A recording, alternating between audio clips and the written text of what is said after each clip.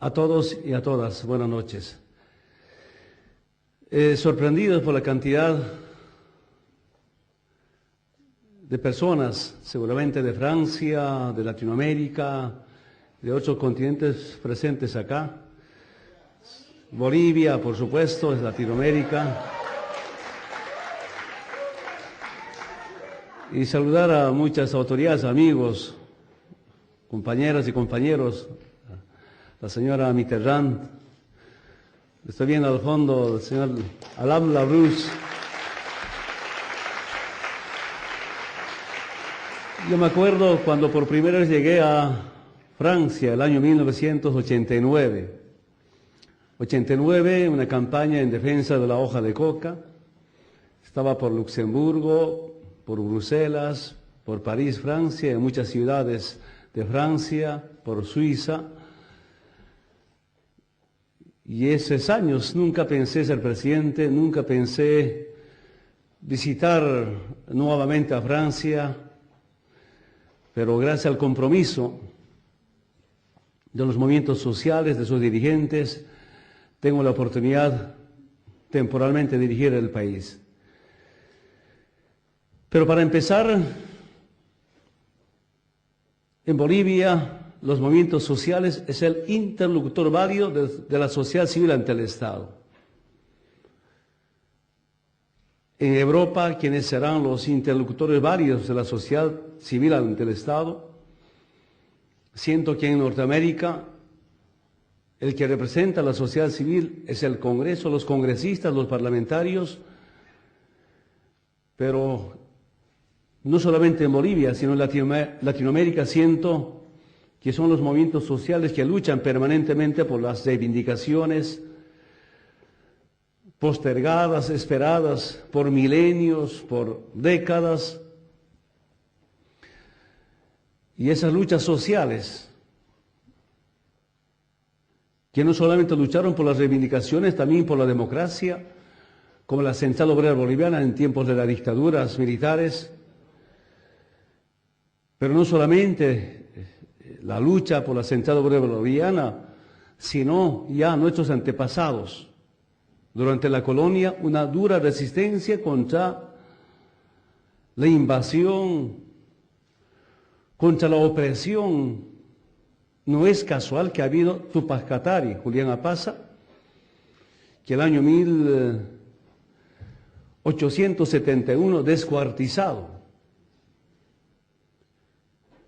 Los primeros que lucharon por sus recursos naturales, como decimos sindicalmente dentro del movimiento campesino indígena, por tierra y territorio, ha sido la cabeza del movimiento indígena. Tomás Katari, Bartolina Sisa. Ustedes saben esa historia del descuartizamiento de Tupac Katari. En noviembre del año 1871, descuartizado por 4 caballos. Y nuestro abuelo Tupac Katari había afirmado, antes de ser descuartizado: yo muero, pero volveré millones. Yo quiero decirles, hermanas bolivianas, hermanos bolivianos, después de obtener el año 2005 más de 1 millón de votos, después de obtener más 2 millones de votos en el revocatorio ahora para aprobar la nueva constitución política del Estado boliviano, Tupac Katari vuelve millones. Como digo, seré millones, ahora somos millones para garantizar la profunda transformación en nuestro país. Y no solamente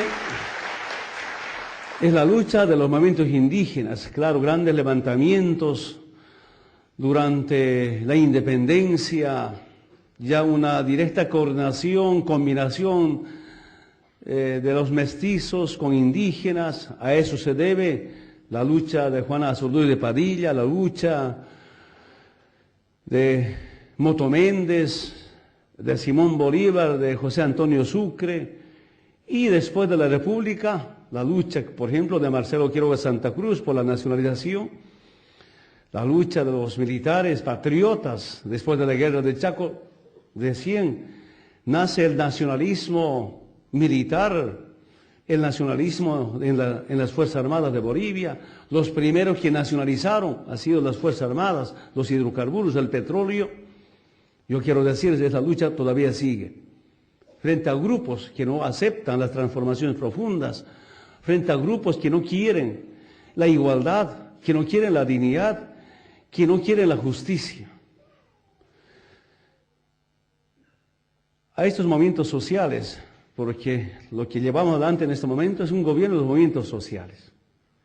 Los soldados de esta revolución democrática cultural, especialmente eso es el movimiento campesino indígena. Felizmente, seguramente ustedes están informados que últimamente la Central Obrera Boliviana y muchas fuerzas sociales se suman a esta transformación pacífica y cultural. Antes eran tantas luchas sociales, marchas desde Chapara, desde Santa Cruz, desde Trinidad, desde Cochabamba, desde Caracollo, pidiendo reivindicaciones profundas, transformaciones profundas. Sin embargo, no había sido suficiente estas marchas, estas movilizaciones, porque después de grandes movilizaciones se firman acuerdos, lindos convenios, y que los convenios nunca se cumplían. Yo me acuerdo una de las marchas históricas desde Chapare, detenidos, perseguidos, decían los ministros el año 1994 que es una marcha fantasma. Buscaban con 2 avionetas la marcha, que la marcha era por caminos de herradura, porque cuando marchabas por camino carretero había represión, detención, y decidimos marchar por caminos de herradura. Claro, ni las avionetas podían encontrar esas marchas, pero llegamos miles y miles a la ciudad de La Paz, algunos detenidos, gracias a la lucha del pueblo, liberados. Y después de esa gran marcha de septiembre del 94, pues firmaron un acuerdo con la participación de muchos sectores, periodistas, reivindicaciones, y me acuerdo perfectamente porque el gobierno por entonces decía que va a empezar la campaña internacional para despenalizar la hoja de coca. El sector que más se movilizaba, sindicalmente bien organizada, con mucha conciencia, era el movimiento campesino del trópico, y por la defensa de la hoja de coca. Pero también hay otros componentes, la defensa de los derechos de los pueblos indígenas, el tema de tierra, el tema de territorio. Nos complementamos. Después de firmar un gran acuerdo, yo retorno al Chapare con mi delegación, fiestas por aquí, fiestas por allá, en las centrales, concentraciones. Llegamos a diciembre, que el convenio no se había cumplido. Como no se ha cumplido el convenio, convocamos un ampliado nacional a la cabeza de nuestras fuerzas matrices, la CSUTCB, la Confederación Sindical Única de Trabajadores Campesinos de Bolivia, el mal llamado la Confederación de Colonizadores de Bolivia, que también son quechos aymaras, que entran del altiplano, del valle, al oriente boliviano, a obtener tierras, de esta manera mejorar su economía.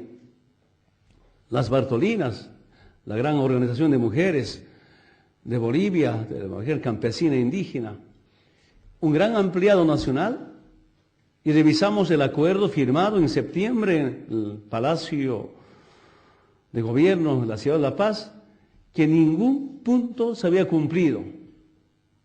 Y ahí viene la pregunta: si solo es importante tener la fuerza sindical, si solo es importante marchar para conseguir nuestras reivindicaciones. Y dijimos, con la marcha solo ganaron el papel, tantos convenios, y revisamos los convenios. Cuando una fuerza sindical de cualquier sector, los gobiernos firman acuerdos que después nunca los cumplen. Y eso nos obligó a pensar seriamente. Nos preguntamos, ¿cuándo se van a cumplir estos acuerdos, estos convenios? Y dijimos, cuando nosotros seamos poder político. Y para ser poder político, ¿qué debemos hacer? Lo que debemos hacer es cómo construir, crear un instrumento político de liberación. Y para tener un buen instrumento político de liberación, decidimos acabar con el ponguiaje político.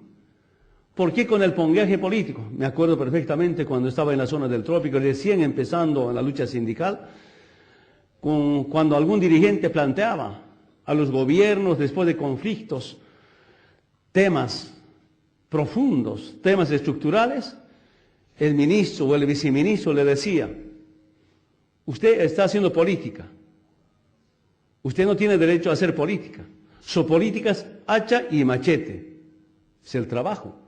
Pero cuando llegan las elecciones nacionales, nos buscan para que votemos para ellos.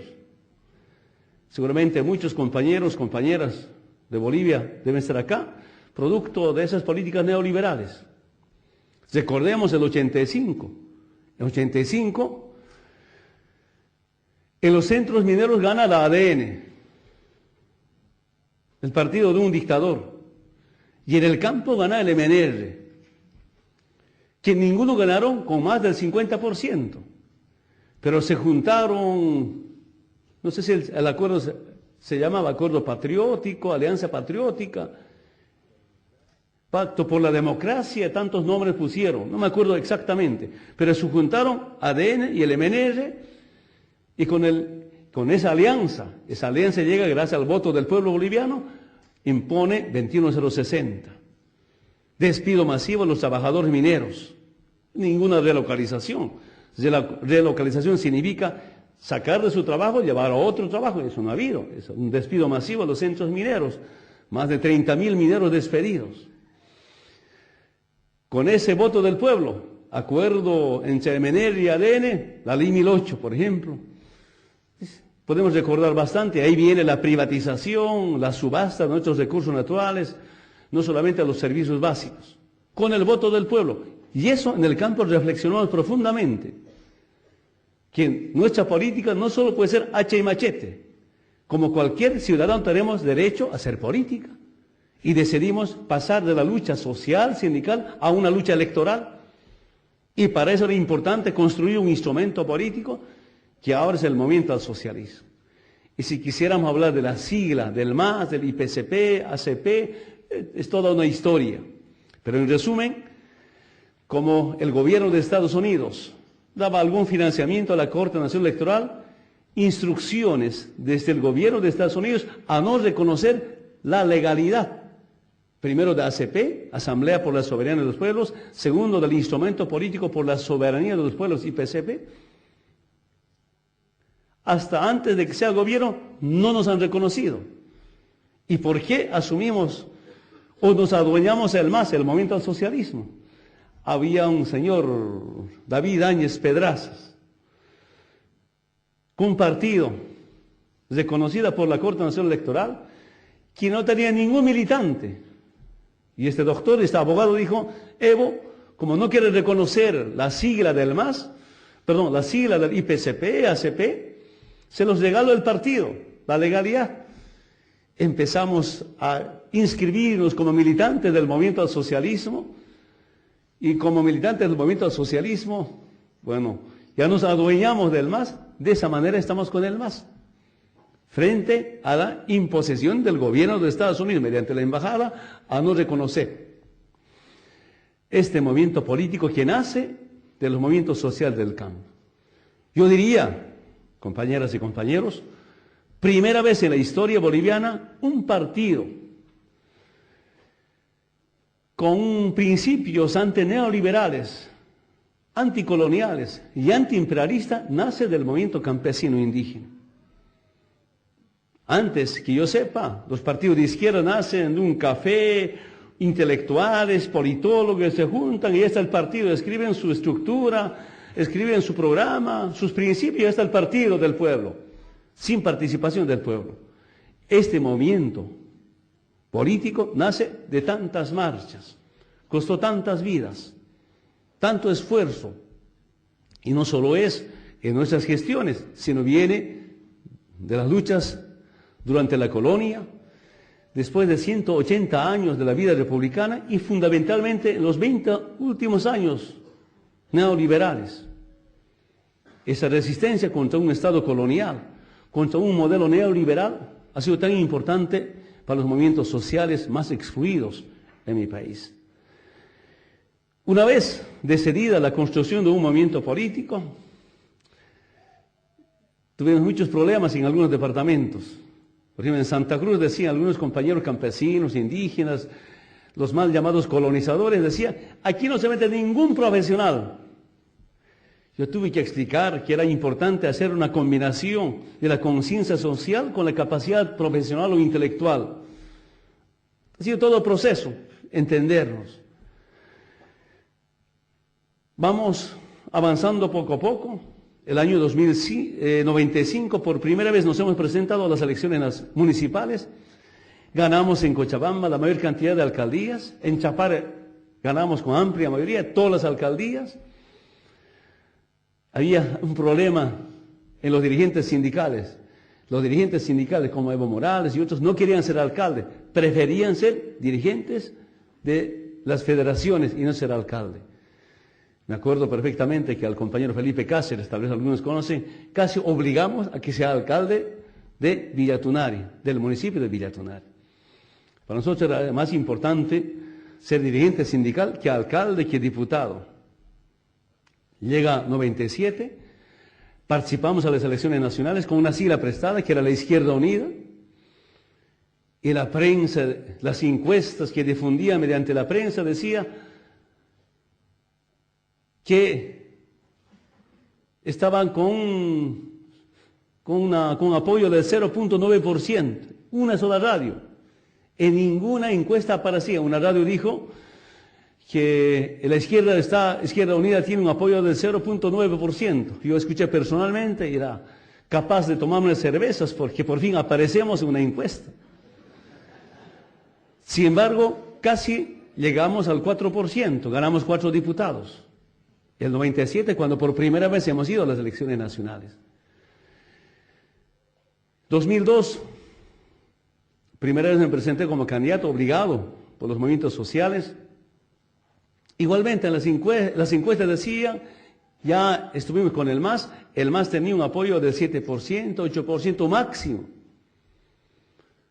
Mientras a la cabeza del MNR, Bolivia Libre, otros partidos políticos, decían que estaban con 35% apoyo, 30% apoyo. Resultados, los 5 partidos a la cabeza del MNR nos ganaron con menos del 1%.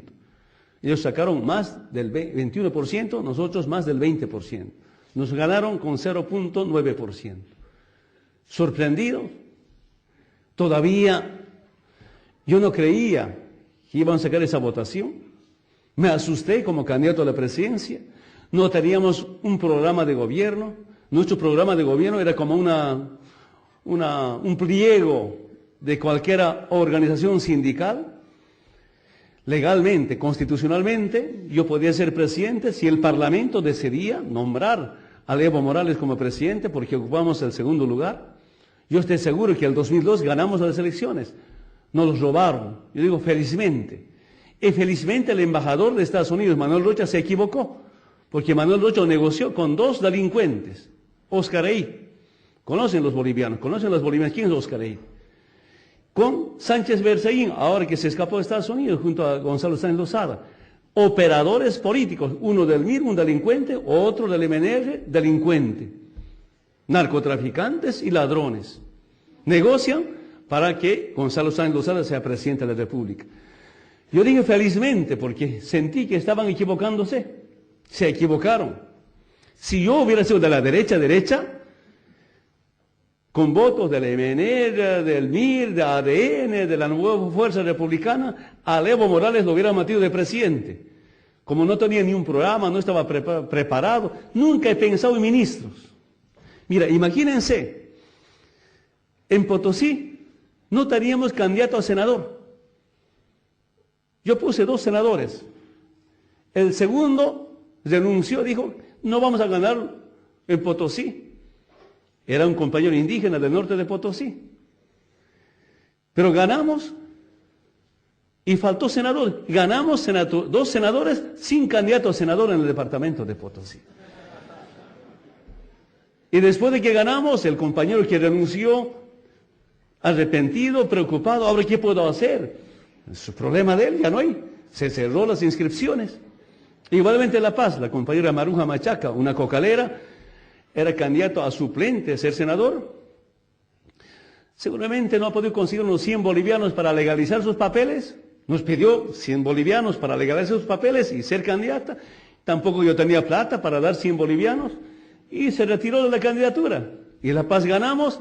Después la compañera Maruja Machaca llorando. Ahora, ¿qué puede hacer? Pero ya no era candidata. Ganamos en 2 departamentos sin candidatos a senadores. Parece algo muy raro, pero esa es la historia de este movimiento político. Cómo iba creciendo la conciencia del pueblo boliviano para recuperar nuestros recursos naturales. Y después de tantas luchas vienen las elecciones del 2005, pero desde el 2002 nos preparamos para ganar las elecciones. Yo primera vez en el 2002 sentí que podía ser presidente, pero el gran error de la derecha. El 2002 me expulsó del Parlamento. Yo dije en ese momento, se equivocaron, y la expulsión a Evo Morales del Parlamento ha creado mayor conciencia dentro del pueblo boliviano, mayor sentimiento. Claro, lo que no soportaron, lo que algo dije, yo les dije que el Parlamento es la primera mafia del Estado, porque como parlamentario he visto parlamentarios de la derecha más están pensando de dónde van a sacar plata, con qué motivo, cuánto, y no estaban trabajando por su región, ni por su circunscripción, menos pensando en la patria, solo pensando en ellos. Y no podía aguantar algo que sentía, por eso dije que el Parlamento era la primera mafia del Estado. Y hace una semana intentaron sacarme del Congreso Nacional, no pudieron, se prepararon, llegó en enero del 2002 para expulsarme del Congreso Nacional. Y algo dije antes de retirarme del Congreso Nacional. A mí me estarán expulsando, que en las próximas elecciones volveré con 20, 30, 40 parlamentarios. Como era el 2002, las elecciones nacionales, retornamos con 27 parlamentarios, con 27 diputados y 8 senadores. Lo que dije se cumplió. Bueno, ahora avanzamos bastante en el 2005. Es decir, quiero que me entiendan, este proceso revolucionario, democrático, cultural en Bolivia, no es por Evo Morales, sino es la lucha de los movimientos sociales, de los sectores más vilipendiados de la historia boliviana, que es el movimiento indígena. Ustedes saben que el movimiento indígena en algunas épocas desde Europa han orientado sus políticas para acabarnos, el exterminio de los pueblos indígenas.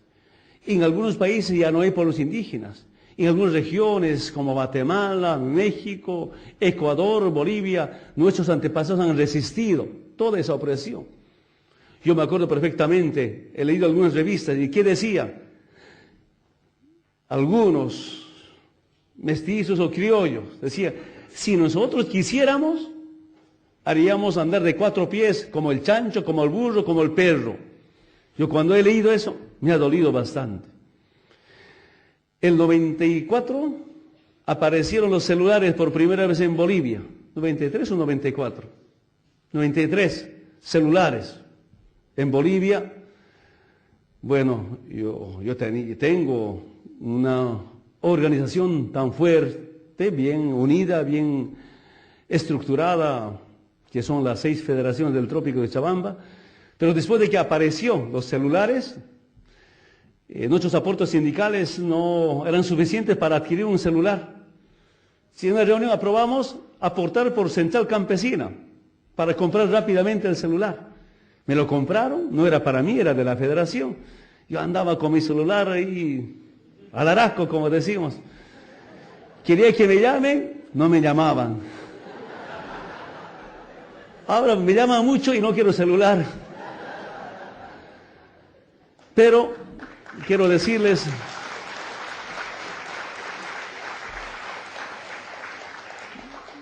que esos días he leído un reportaje en el periódico El Deber. Como siempre escribe, en un lugar decía, Bueno, han puesto una caricatura, un gordo, panzón, con pluma, con una hoja de coca tapada por la cintura, y él titulaba Indio Rebelde. Lo tengo guardado en Bolivia. Indio Rebelde. He leído, el Indio Rebelde era Evo Morales. Ah, perdón, además de con celular. Con celular. El Indio Rebelde era Evo Morales, y acaban diciendo, a esto hay que matarlo. Casi me dio ganas de llorar. Eso ha pasado en 93, 94. Si se dan cuenta el racismo de algunos grupos, que al indio rebelde hay que matarlo. Y esas fuerzas sociales resisten a esta clase de políticas de racismo. Todavía existe racismo. Y cuando hablamos, reivindicamos al movimiento campesino e indígena, ahora a nosotros nos tratan de racistas. Cuando tratamos de cómo garantizar transformaciones en democracia con el voto del pueblo boliviano. Esa es la Asamblea Constituyente. ¿Cuándo los bolivianos han decidido o han cambiado la nueva constitución política del Estado boliviano? Nunca. Primera vez. Por lo menos ha habido unos 18 constituciones desde la fundación de Bolivia de 1824-25. Solo quienes cambiaban los partidos liberales llamados antes, después neoliberales, o partidos que tenían representación parlamentaria cambiaban, acordaban a puertas cerradas. Ni la COP, ni los movimientos sociales indígenas campesinos, ningún sector participaba en esas modificaciones. Y ahora decidimos refundar Bolivia, pero sometido al pueblo boliviano. Yo quiero decirles, compañeras y compañeros reunidos acá, sería importante el seguimiento de este proceso de liberación, segunda liberación desde un punto de vista personal, una transformación profunda, el acompañamiento del pueblo. Y ahí, cuando decidimos la elección de constituyentes, se ha elegido constituyentes, ganamos con más del 50%, pero los sectores más racistas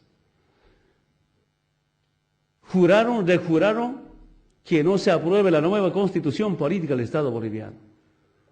Dijeron primero, 2/3 o nada. Segundo, autonomía. Tercero, capitalía, hasta la propiedad privada. La propiedad privada está garantizada, autonomía está garantizada, 2/3, pues para ratificación, sobró los votos para 2/3, porque esos votos que conseguí han sido gracias a la conciencia del pueblo boliviano. ¿Qué intentaron el año pasado? Como sea, sacarme del palacio, de buenas o de malas. Mira, a un presidente que ganó con 54% pidieron revocatorio. A los presidentes desde el 50, desde la década del 50, que nunca ganaron con más del 50, nunca pidieron revocatorio. A mí sí. Y cuando perdieron, cuando me ratificaron con 67%, que es más de 2/3, intentaron un golpe de Estado civil, no militar. Fracasaron. Yo saludo a UNASUR, la participación de la Unión Europea, Naciones Unidas, la OEA, a defender la democracia, a defender el Estado de Derecho en mi país. Defendemos, se acabaron ahí.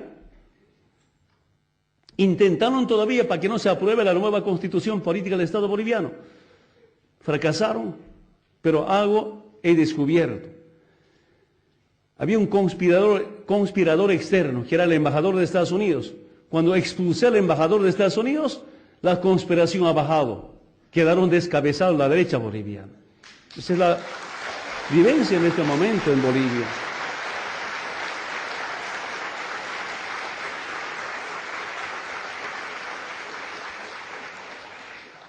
Y por eso yo quiero decirles, compañeras y compañeros, quién sabe, puedo equivocarme, pero una lucha anticolonial, antineoliberal y antiimperialista, no duden. Porque es la lucha histórica de nuestros pueblos. Por Latinoamérica pasaron distintos imperios, perdonen a los hermanos europeos, es la historia.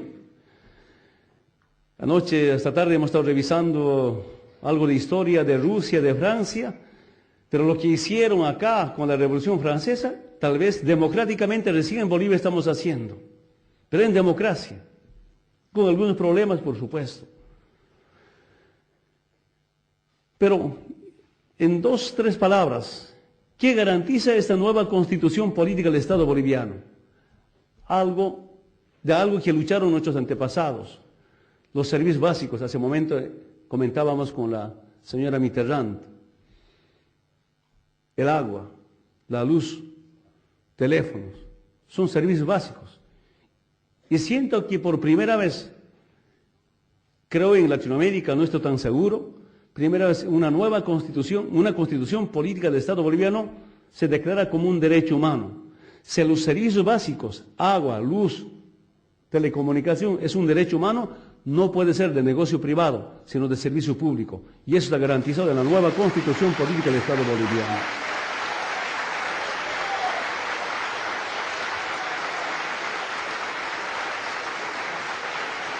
Por supuesto, todos los derechos de hombres y mujeres. Hace un momento me comuniqué con el vicepresidente de la República, compañero Álvaro García Linera, y esas costumbres del carnaval, ¿no? Hay compadre, comadre y pasado mañana es comadre.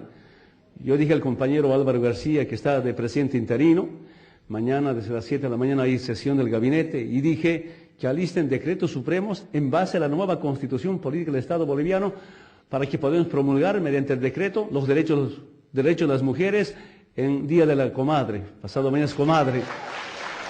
Poco a poco implementando.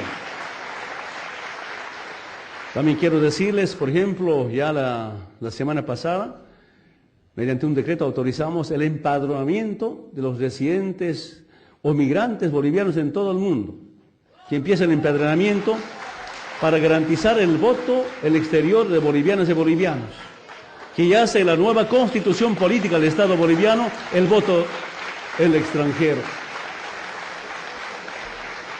En temas de dignidad, el año 1978 yo presté el servicio militar obligatorio y en el cuartel aprendí de las Fuerzas Armadas defender la patria, servir a la patria, y las Fuerzas Armadas me decían que en el territorio nacional ningún extranjero uniformado, armado, puede estar o caminar. Pero en Chapare yo vi a gente de Estados Unidos, la DEA de Estados Unidos, uniformada, armada, que no solamente comandaba a las Fuerzas Armadas ni a la Policía Nacional, sino, sobre todo, participaba en la represión. Yo tengo videos que el año 1988 nos metían bala, DEA uniformada, armada en Chimoré. Están los videos. No sé si nos han matado, pero sí nos han disparado. Soy testigo de eso. Jovenzuelo todavía. Pero si en el cuartel me enseñaron a defender la patria, que ningún extranjero armado puede andar libremente en el territorio nacional, yo tenía grabado en mi mente, pero además de eso, instalaron una base militar en Chimoré. El expresidente o el exvicepresidente, Víctor Hugo Cárdenas, una vez viajó de La Paz con una avioneta para querer aterrizar en el aeropuerto de Chimoré, pero no tenía permiso de la Embajada de Estados Unidos. Y no entró, se ha retornado a Cochabamba. Y de Cochabamba ha viajado por tierra a Chapare. Es decir, cualquier autoridad, empezando de presidente a vicepresidente, tenían que pedir permiso para entrar al aeropuerto de Chimoré. Imagínense, esa es la base militar. Ahora, saben, compañeras y compañeros, en ese aeropuerto de Chimoré aterriza el compañero Hugo Chávez de Venezuela. Eso también ha cambiado. Y en nuestra nueva constitución política del Estado boliviano, algo importante, por primera vez en la historia boliviana, no se permite ninguna base militar extranjera en el territorio nacional. Es una forma de cómo dignificar a los bolivianos y a los bolivianos.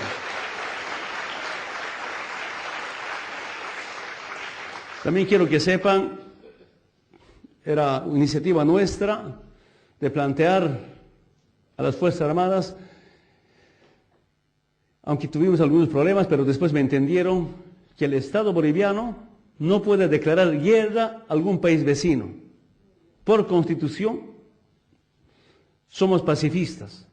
Eso no significa no tengamos derecho a defendernos. Está en la nueva Constitución. Repito, como presidente y como capitán general de las Fuerzas Armadas de la Nación, me costó hacer entender, pero entendieron perfectamente. Yo lo decía al mando militar, a ver, ¿cuántas guerras ganaron? Pacífico se ha perdido, Acre se ha perdido, el Chaco se ha perdido, aunque se ha defendido algún lugar. Respetamos, saludamos. Pero de guerras, ¿quiénes ganan? No ganan los pueblos, ganan transnacionales y sobre todo ganan las grandes industrias del armamento. ¿Para qué guerras? Por tanto, por eso hay que ser un país pacifista. Decidimos, y está en la nueva Constitución Política del Estado boliviano.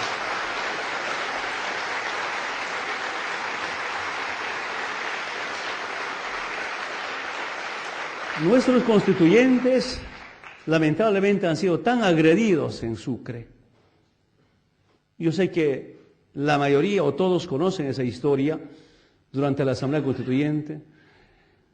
Agredidas, escupidas, inclusive algunos compañeros no lo alojaron en hoteles en Sucre. No es todo Sucre, son grupos. Expulsados finalmente, ha habido problemas, lamentamos muchísimo, pero todo con la influencia de grupos oligárquicos de la ciudad de Santa Cruz. Confundidos, y suerte en este referéndum constitucional, en Chuquisaca ganó la nueva Constitución, pese a esa agresión. Serán grupos y no son pueblos. Felizmente es lo que se ha vivido. Como rejuraron, nunca se iba a aprobar la nueva Constitución Política del Estado boliviano, pues el pueblo, gracias a la conciencia, yo creo, a las fuerzas sociales en mi país, yo diría en todo el mundo. La fuerza social es la fuerza motriz que hace historia, que cambia políticas, que cambia programas. Y en Latinoamérica que cambian presidentes permanentemente. Una temporada, no sé si aquí hay algún compañero ecuatoriano, una temporada era como una competencia. El movimiento campesino indígena, a ver qué movimiento campesino, de qué país saca rápidamente a sus presidentes. Ecuador a sacar presidentes, cambiar presidentes, hacer escapar a presidentes, en Bolivia igualmente, una temporada en Argentina, porque esos presidentes estaban implementando modelos económicos neoliberales, de subasta, de saqueo permanente, de privatización a nuestras empresas. Todavía existe el patentamiento de la vida a la cabeza de algunos presidentes de la región andina. Esas son nuestras diferencias que tenemos en la CAN, por ejemplo. Nosotros defendemos el derecho a la vida. Quienes defendemos o luchamos por la justicia, la soberanía, nos juntamos ahora para trabajar de manera conjunta y cambiar en democracia, que es lo más importante. Algo que muy poco registró la prensa boliviana, por ejemplo, el resultado de este referéndum constituyente.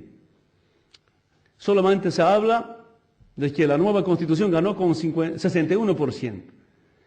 Pero el referéndum dirimidor sobre la tenencia de tierra, en los 9 departamentos pasaron el 80%. Es decir, con el voto del pueblo se elimina el latifundio en Bolivia. A los terratenientes, no habrá más terratenientes. Eso decide el voto del pueblo boliviano. A mí me ha sorprendido eso. Que más del 80% dice no al latifundio.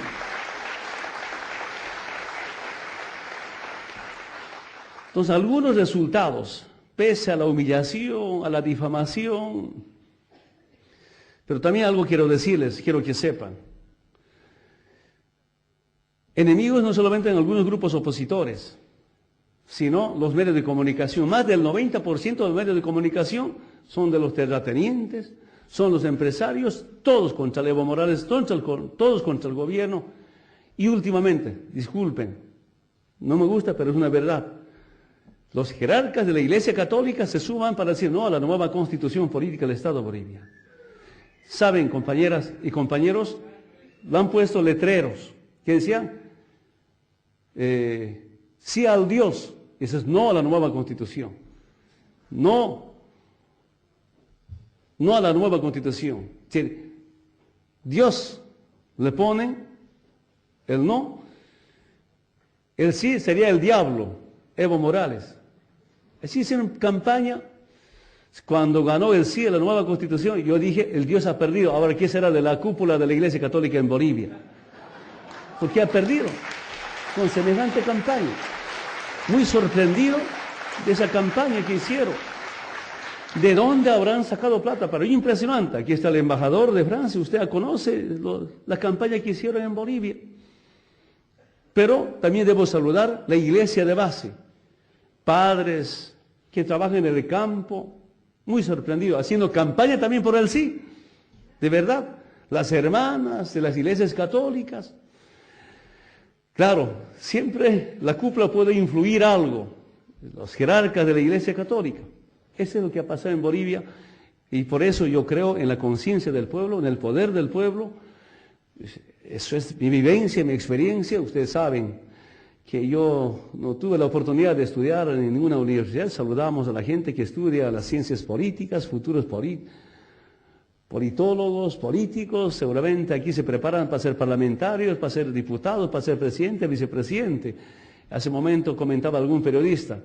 Para ser dirigente sindical hasta he pasado talleres, seminarios. Me hicieron pasar talleres, seminarios. Para ser presidente, nada, para nada. Sin embargo, tratamos de entender, y de verdad quiero decir a las hermanas de Bolivia, bolivianos, todavía me siento tal vez medio presidente. Estoy entendiendo más y más sobre la situación económica, social de Bolivia, sobre sus recursos naturales. Mira, esa Bolivia, la madre tierra con tanta riqueza y su pueblo con tanta pobreza. No se puede entender. Esta mañana tuve la oportunidad de reunirme con un empresario Boloré. Escuché. Me llevaron a manejar un carro a litio, preguntaba qué era litio, conozco poco, estoy conociendo, carros que no suenan, carros que no contaminan a simple vista, y quiere ser socio de Bolivia. Eso era debate, por supuesto, nos aceptamos. Pero si aprovecharíamos litio como Estado, como pueblos, con socios, realmente yo siento que Bolivia tiene mucho futuro. Por lo menos en Bolivia, no solamente se habla del Salar de Uyuni. Salar de Uyuni tiene como 10.000 kilómetros cuadrados. Hasta Cuipasa, 3.000 kilómetros cuadrados. Ahí está Chalvini, otros lugares. Total, tenemos como 15.000 kilómetros cuadrados de salar, y dentro del salar está el salmuera, y de salmuera sale el litio. Carbonato de litio, litio metálico, y me informan técnicamente, científicamente, que con batería de litio funcionan carros, con socios, sin socios. Si aprovechamos ese recurso natural, Bolivia tiene mucha esperanza. El hierro, el oriente boliviano, cuando hablaba de Mutún, yo me sorprendí. Mutún, pensé que Mutún era el metal. El Mutún había sido un pequeño pajarito que habita en el lugar del Mutún, o sea, el hierro. Yo voy a Puerto Suárez, a Puerto Quijarro, digo, ¿dónde quiero conocer el hierro? Pero es el hierro, todo el cerro hierro. Y hierro casi puro. Me dice, presidente, levante esta piedra. Yo digo, piedra, quiero levantar, tan pesado que no puedo levantar. Hierro puro. Imagínense, esa es la madre tierra.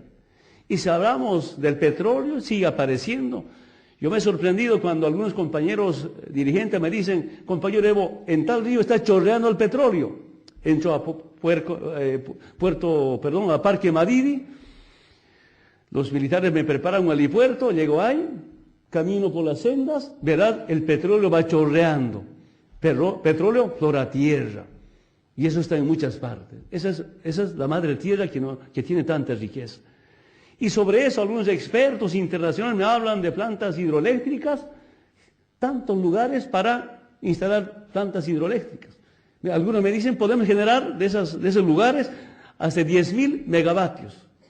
Mínimo podemos generar, producir como 6.000, 7.000 megavatios sin muchos problemas. Solo es una inversión.